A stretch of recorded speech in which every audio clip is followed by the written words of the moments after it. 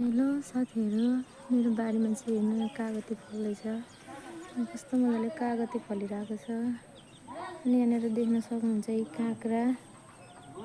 काँक्राको बोट छ। यहाँनिर लट्टे। अनि यहाँनिर हेर्नु न साथीहरू, काँक्रा फलिरहेको छ मेरो यहाँ लुकेर एउटा। कस्तो मजाले फलेको छ यहाँनिर। अनि यता छ फर्सी बारी। फर्सी चाहिँ फलेन है साथीहरू हाम्रोमा। के अरे मुन्टा खाना चाहिँ मजाले भइरहेछ। देख्न सक्नुहुन्छ यहाँनिर यो चाहिँ बोडी पनि फल्दैछ है। बोडी यत्रो फल्दैछ है। अनि मैले चाहिँ एकै ठाउँमा फलाउँछु भनेर रोपेको यहाँनिर करेला। अनि यहाँनिर बिचमा भिन्डी पनि छ है साथीहरू। एकै ठाउँमा फलाएर खाऊँ भनेको कि तर केही पनि नहुँदो रहेछ क्या। धेरै जान्ने भयो भने नि यस्तो हुँदो रहेछ। त्यहाँ माथि छ के अरे इस्कुसको मुन्टा। अहिले चाहिँ मेरो बारीमा सब्जी छ।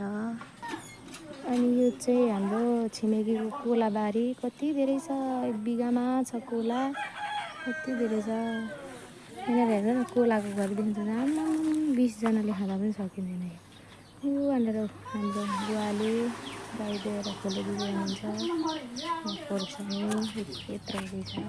फल्नु पनि फलेको छ क्या साथीहरू। फेरि त्यतिको फल्दैछ। यहाँनिर देख्नुहुन्छ कि हाम्रो कागती।